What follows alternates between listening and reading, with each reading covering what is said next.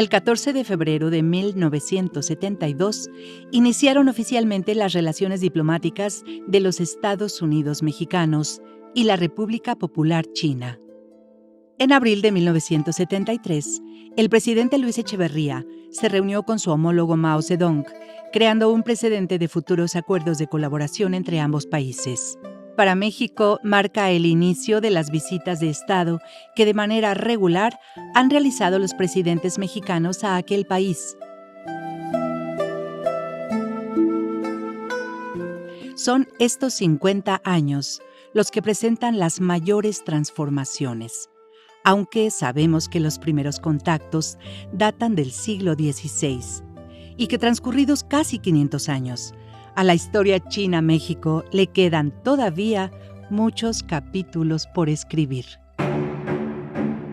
China, el país del centro, mantiene un papel preponderante en el intercambio de productos en toda Asia y entre Asia, África, Europa y América desde un siglo antes de nuestra era.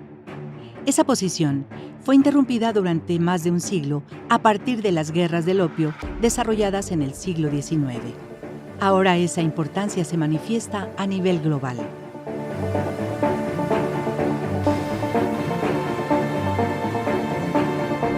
Además de transportar metales preciosos, productos agrícolas, minerales y artículos suntuarios y de uso común, la llamada Ruta de la Seda sirvió como oportunidad para migrantes de todo tipo, quienes abrieron procesos de intercambio de conocimientos, religión, cultura, tecnología y genética entre pueblos muy distantes.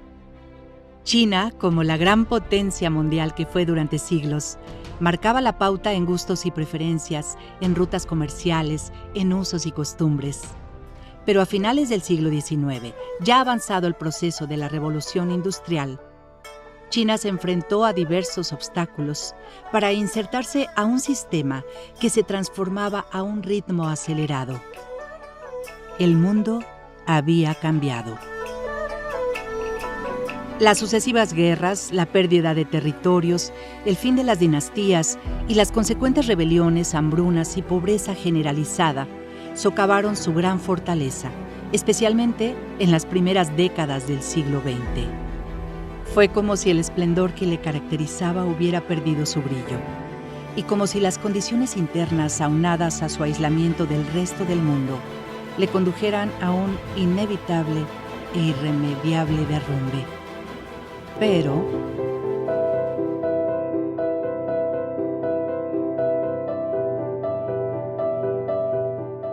después de una etapa de planeación, reformas y programas estratégicos, China emerge como una de las mayores potencias económicas del siglo XXI.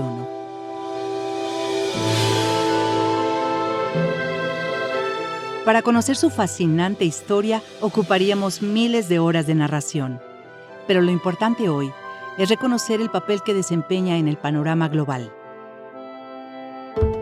En el continente americano, mantiene colaboraciones estrechas con Uruguay, Colombia y Costa Rica, y como parte de su política exterior hacia América Latina y el Caribe, se implementa la modalidad de asociación estratégica integral en sus relaciones con Brasil, Perú, Venezuela, Argentina, Chile, Ecuador y México. Esta situación actual tiene orígenes remotos en el tiempo. Recordemos que mucho antes del surgimiento de los Estados-nación y de la economía moderna, China fue puntero de la globalización temprana. Su abundante producción de mercancías, su organización social y laboral y su indudable vocación comercial son características de esta nación que podemos encontrar en muchos documentos históricos.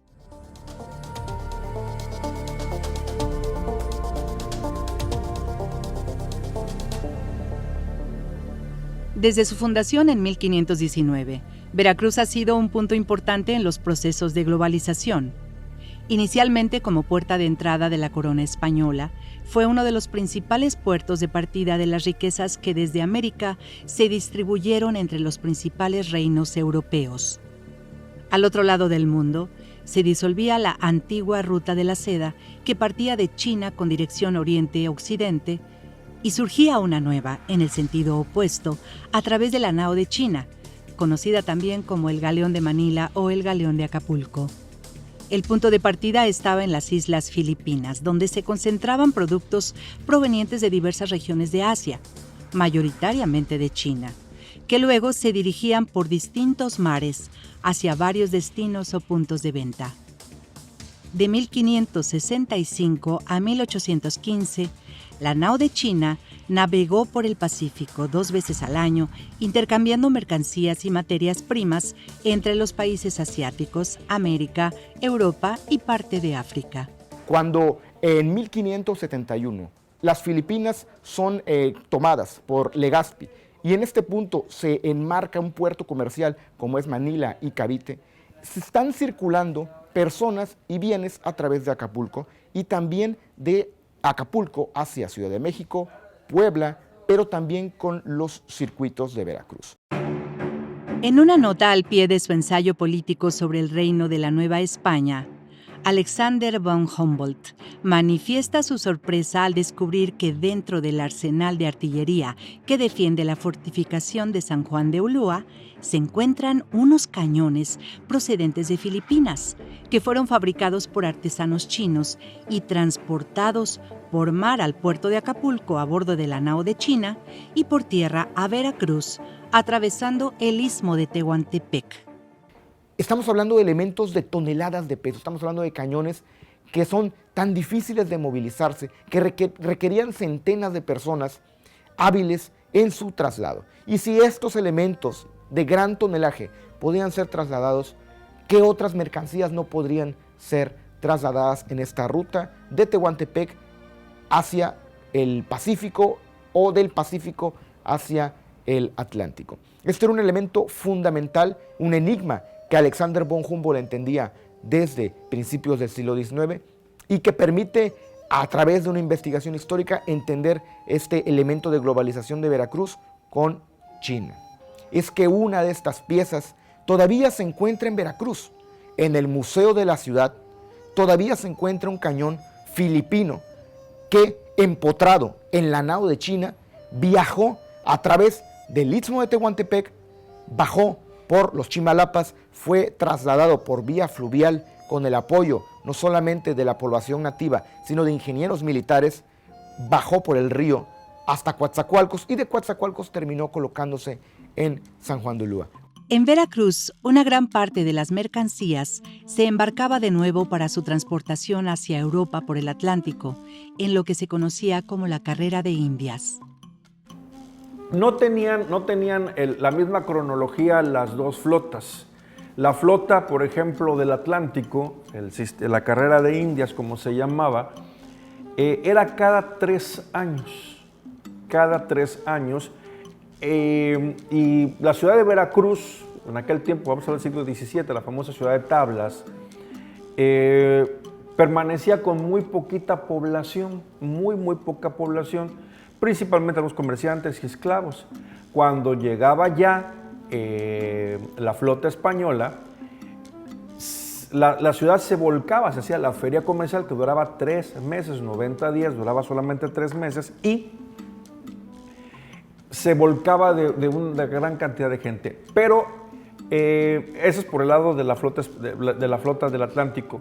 Por el lado de la carrera de la nao de la China, los productos siguen llegando a Veracruz. Y durante esos años y meses en que no llegaba la flota española, la ciudad se llenaba de productos, por supuesto, que venían de la nao de la China. Las cargas de productos asiáticos estaban constituidas por variedad de objetos, desde utensilios como vasos y jarrones de porcelana hasta especias, alimentos y lo que en aquel entonces se denominaban drogas como el alcanfor, bórax, además de joyería, telas y objetos de seda, lino, entre otros. En el camino de regreso, materias primas, oro y plata y otros productos originarios de las Américas se transportaban hacia Filipinas y desde ahí se distribuían a los países asiáticos, a Europa y al resto del mundo. El punto capital es entender que Veracruz Puerto, al ser la fachada atlántica del llamado seno mexicano, que después conectaría con el Caribe y, como les digo, con la península ibérica, forma parte de un circuito básico dentro de esta globalización temprana que lleva al menos 5 siglos de desarrollo y que también impacta no solamente en las regiones mesoamericanas, terminará impactando también en las regiones andinas a través de los puertos del Callao conectados con Acapulco y a su vez también con los puertos filipinos y posteriormente con los mismos en China. Entonces, entender la historia de China es entender la historia de la globalización, y también entender la historia de la globalización se hace solamente a través de la historia de las pequeñas localidades, de cómo estas localidades se están conectando con esta gran masa de densidad demográfica que ya para el siglo XVI significaba China. Luego de la culminación del circuito comercial que se establece entre 1565 y 1815, conocido de varias formas, aquí hablamos de la nao de China, pero también algunos hablan del galeón de Manila, el galeón de Acapulco, etc. Es una convención, pero insisto, una vez finalizado este periplo, 1815, por razones económicas deja de ser rentable esta actividad. No se interrumpen las relaciones entre China y la Nueva España, o ya más próximo México. Y la prueba es que en 1899, cuando durante la dinastía de los Qing se establecen relaciones diplomáticas entre México y China, se resuelve instalar consulados en ambos países. China escoge a Veracruz en 1903 como el primero y luego sería el único consulado de China en México. Entre las cláusulas del Tratado de 1899 se otorgaban permisos para establecerse y trabajar en sus respectivas regiones, navegar por sus mares y visitar sus puertos. Esto dio inicio al flujo de inmigrantes chinos hacia varias regiones de México, particularmente Veracruz, que fue aumentando paulatinamente en las siguientes décadas. Si algo tenían los chinos era muy su homogeneidad en la cuestión social. Y de hecho, también cuando comenzaron a ver las migraciones hacia México, algunas a partir de 1870, se hicieron prácticamente colonias de chinos. Una de las comunidades que había en Veracruz era la comunidad china. Llegaron aquí a principios de siglo y aquí tuvieron una participación importante, sobre todo en el comercio. Tenían tiendas de mercería y de perfumería. Eran 2 familias. Y luego también se derivaron a otras actividades, ganadería, por ejemplo, ¿no? Y es gente que se integró en la sociedad, eran muy estimados, por cierto. Estos comerciantes tenían incluso sus tiendas junto a la de los españoles, los libaneses, en la Avenida de Independencia. Muchos ciudadanos de origen chino se integran a la sociedad veracruzana y participan en eventos característicos pues de gran relevancia en Veracruz, como el ejemplo del carnaval, el carnaval oficial. Pero lo que me interesa destacar aquí es cómo a partir de la década de los 60 ya el sector académico empieza a tener un protagonismo importante en la relación entre México y China. Entender la política exterior de China es complejo, pues está ligada a 3 pilares fundamentales de su pensamiento que tienen una historia milenaria: el taoísmo, el confucianismo y el budismo con características chinas. Conocerlos permite entender su ancestral postura de puertas cerradas, que fue factor importante de la aparente dificultad con que inició su proceso de apertura al mundo occidental. Ya avanzado el siglo XIX, las intervenciones extranjeras, principalmente inglesas, francesas y portuguesas, minaron la seguridad y soberanía de sus costas marítimas cuando, a raíz de su derrota en las guerras del opio de 1839 y 1856, China firmó tratados desiguales en los que perdió el control administrativo de puntos clave en el comercio exterior como Hong Kong y Macao. A ello se sumaron diversas rebeliones dentro del territorio chino, además de la caída de la última dinastía, la primera revolución en 1911 y el largo periodo de indefinición política y administrativa que sufrió el país durante las primeras décadas del siglo XX. Luego, la Revolución Maoísta de 1949 y la instauración de la República Popular, que dividió a la nación entre nacionalistas, refugiados en Taiwán, y comunistas, residentes en la China continental. La recién creada Organización de las Naciones Unidas reconoció entonces a Taiwán, liderado por el nacionalista Chiang Kai-shek, como el único representante del país ante ese organismo. La República Popular China entró así en un periodo de enormes retos para sacar adelante a un pueblo cuya población crecía exponencialmente en medio de la pobreza, el rezago educativo y tecnológico y las enormes desigualdades sociales y de género. Fue en octubre de 1971 cuando se concede a este país la restitución de sus legítimos derechos y se convierte en representante único ante la Organización de las Naciones Unidas. Inicia así un periodo en el cual la República Popular China formaliza relaciones diplomáticas con diversos países, incluido México, y genera las condiciones para planificar su ulterior transformación. Las reformas implementadas en China en 1978 dieron inicio al crecimiento económico más grande en un periodo tan corto de tiempo registrado en la historia mundial. Paralelamente a su expansión comercial, hay evidencias de su avance tecnológico con productos que tienen presencia en la mayoría de los países. Hoy en cada punto del mundo vemos productos chinos. Han hecho una gran industria donde han sabido ser rentables, productivos, con un nivel tecnológico que rebasó a muchos países del mundo. Están produciendo todo tipo de tecnologías como de productos, incluso ya en el tema alimentario, y curiosamente llama la atención, creo que van a la vanguardia, pareciera mentira, en el cambio climático y en técnicas muy importantes en el tema ambiental, que me parece que del mundo ya han crecido en una forma de vanguardia en ese tema.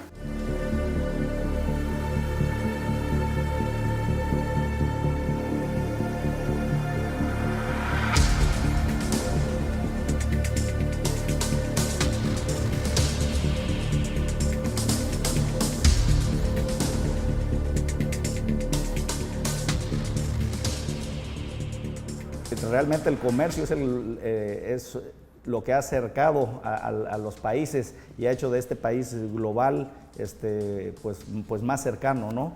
Y México y China definitivamente tienen un comercio muy importante. Eso nos ayuda también a nuestra relación con otros países, como la potencia económica que es Estados Unidos. Muchas empresas chinas están viniendo a instalarse a nuestro país. Porque ven un gran potencial en todo sentido, ¿no? La mano de obra calificada, la cercanía con otros mercados, tanto de Norteamérica como de Sudamérica, y pues la gran riqueza cultural de nuestro país también. El turismo ha crecido muchísimo en nuestro país de visitantes chinos y pues tenemos un potencial para seguir estrechando esas relaciones. Si bien es cierto, el desarrollo de esta relación diplomática ha tenido como origen la misma relación de negocios, los intercambios comerciales, podemos decir que hoy en día la relación está más estrecha que nunca y hablando de un estado como Veracruz, del cual podría pensarse que por la ubicación geográfica pegada al Golfo, del otro lado de China, sería una incipiente relación. Hoy en día les puedo compartir que es una relación muy sólida, fructífera y de trabajo hacia adelante. Los trabajos de traducción de textos chinos al español realizados por el escritor veracruzano Sergio Pitol, así como su estrecha relación con escritores de aquel país desde la década de 1960, incidieron positivamente en el afianzamiento de lazos de carácter cultural. Tiempo después, la Universidad Veracruzana comienza a recibir delegaciones de académicos de la Academia de Ciencias de China, dando inicio a los intercambios que hoy mantiene esta casa de estudios con diversas instituciones chinas de educación superior. Desde Coatzacoalcos salieron los primeros estudiantes que estudiaron chino mandarín en la ciudad y puerto de Rishao, en la costa oriente de China. Quiero destacar que en los últimos años el Estado de Veracruz ha participado en innumerables ocasiones en enlaces de negocios con China. Y uno de los actores que ha promovido y que ha sido el bastión para facilitar este intercambio tanto de relaciones como de negocios ha sido el Centro de Estudios China-Veracruz, el cual desde 2008 en su formación ha puesto el ojo muy claro sobre el interés de generar una relación mucho más profunda que únicamente a nivel académico, invitándonos a los empresarios año con año a hacer presencia en China, a conocer el valor de la cultura china, a conocer el entorno de los negocios y de esa manera seamos mucho más empáticos con nuestros socios estratégicos de negocio en este país. El Centro de Estudios China-Veracruz de la Universidad Veracruzana, CECHIVER, representa una vía para conocer un poco más de cerca la manera en que se desarrolla la vida académica y empresarial en algunas ciudades de China. Desde su fundación en 2008, el CECHIVER firmó acuerdos de colaboración con instancias gubernamentales e instituciones académicas, promoviendo viajes de grupos de empresarios, docentes y estudiantes hacia ciudades como Beijing, Shanghai, Chongqing, entre otras. Congresos, conferencias y seminarios internacionales, eventos culturales, promoción de intercambios estudiantiles y académicos son algunas de las actividades que aquí se desarrollan. Como parte de la oferta académica, se ofrece el curso Cultura y Negocios en China, dirigido principalmente a empresarios mexicanos, el Diplomado de Negocios entre China y México, y la Maestría en Economía y Sociedad de China y América Latina. Entre otros encuentros, destaco que en esas épocas se establecieron vínculos con los institutos de relaciones internacionales contemporáneas de China, una estructura de investigación muy importante en ese país, uno de los referentes académicos para las relaciones diplomáticas que sostiene China con el mundo, con la Universidad de Estudios Extranjeros de Beijing, en donde hicimos el primer curso, en el que también se incorporaron por primera vez en forma, digamos, organizada, grupos empresariales de pequeñas y medianas empresas de Veracruz, con sus expectativas de generar ofertas para los distintos estados de China, no solamente Beijing y Shanghai, y también para entender algunos de los aspectos que hacen a la cuestión intercultural, la necesidad de conocer cada vez más al otro para que el otro nos entienda a nosotros y para que a partir de ahí se desenvuelvan no solamente actividades comerciales, estas también, pero especialmente un entendimiento en donde se empezaron a fortalecer los intercambios estudiantiles, de docentes, hasta llegar al año 2010, cuando la Universidad Veracruzana se consolida como una de las principales instituciones académicas afincadas ya permanentemente en China, con sus cursos, con sus seminarios, con sus conferencias. Como resultado de estos intercambios, el CECHIVER cuenta ya con un importante catálogo de publicaciones, muchas de las cuales han sido financiadas por las propias instituciones que han colaborado en sus contenidos. Este material está siempre a disposición de cualquier persona interesada en el tema, enriqueciendo el acervo bibliográfico de la Universidad Veracruzana. Un hecho importante de mencionar es la apertura del Centro de Estudios Sergio Pitol en la Universidad de Ciencia y Tecnología de Chongqing, inaugurado en 2011 y orientado al estudio de la cultura mexicana y de América Latina. Desde entonces, el intercambio de docentes y estudiantes entre ambas universidades ha sido constante. Algunas de las estancias académicas incluso se han prolongado por años y hoy muchos de nuestros estudiantes se han establecido en ciudades chinas en diversos espacios educativos y laborales, haciendo realidad el lema del Centro de Estudios China Veracruz. Un puente entre dos culturas.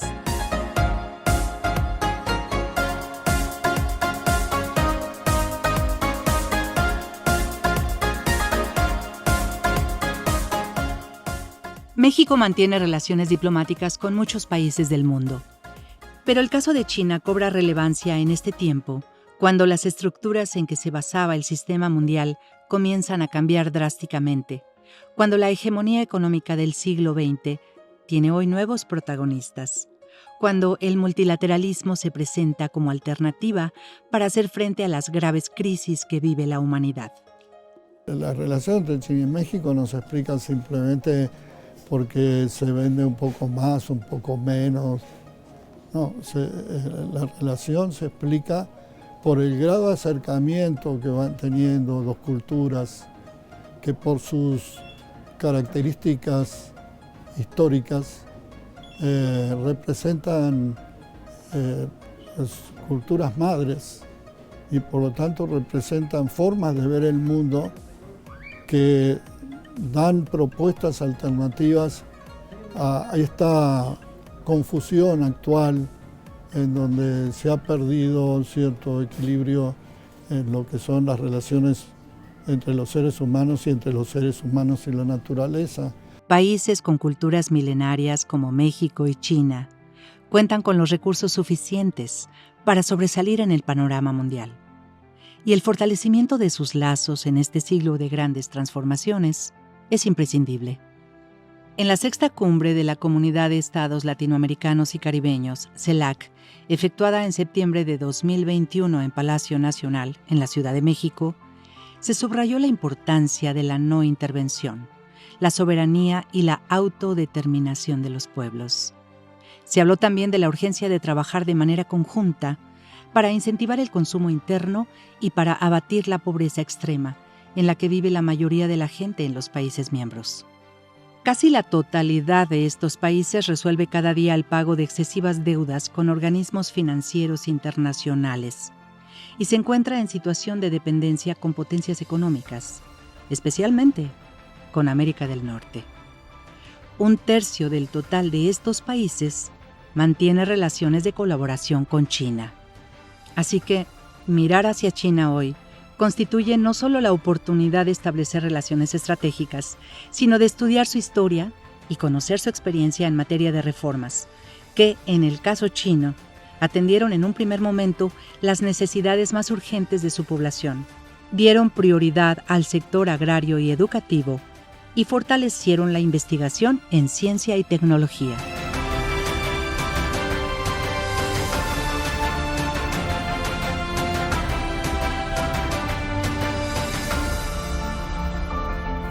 Yo lo que aprendo de los chinos, porque fui hace 20 años o 15, lo único que aprendí en una sola visita, en ese entonces, que se iba a comer el mundo, por lo que había yo visto. Y 2, a mí me parece claro que lo que tenemos que aprender nosotros es cómo vamos a producir y no nada más al mercado interno. México tiene un paso a dejar de ser importador de alimentos, importador de tecnología, de insumos y servicios, a ser exportador. No va a haber una sociedad que crezca si no empezamos a exportarle al mundo. Veracruz es un potencial generador de energía. Tenemos en toda esta zona petróleo, aquí en aguas someras, tenemos gas también, no nada más en el mar, sino también en la parte costera. para energías solares y hidráulicas. Es que Veracruz es un estado tan rico que creo que hay un potencial en todo sentido, ¿no? Telecomunicaciones también es un sector en que los chinos pues están muy avanzados y pudiera ser una gran área de oportunidad que pudiéramos establecer vínculos comerciales con empresas que desarrollen este gran estado de Veracruz. La relación entre México y China tiene una perspectiva de extraordinaria importancia, tanto en la definición de las nuevas agendas a nivel mundial, como respecto a lo que serían los, encuentros de civilizaciones que no han podido expresarse cabalmente en las respuestas que demanda nuestro mundo y específicamente las sociedades veracruzanas y chinas. Por eso nuestra idea fundamental es seguir fomentando el intercambio y la amistad entre estos dos grandes pueblos.